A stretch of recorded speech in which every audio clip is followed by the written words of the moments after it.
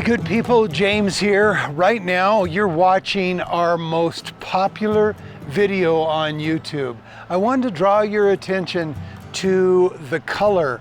If you've watched this video before, or you can go to the original video, you realize that for a Japanese maple, a burgundy Japanese maple, the color here is all wrong. This tree, besides the dead wood that we're removing, looks quite sickly.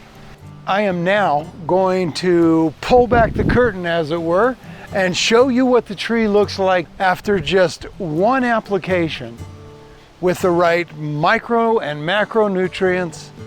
What a transformation this has made. What a difference care and attention makes.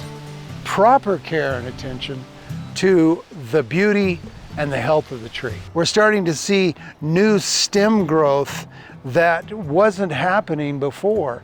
And it wasn't simply a case of watering, which in this case was very important because it was being watered incorrectly, but it was the introduction to certain macro and micronutrients that we find in many of the fertilizers that are available to us today.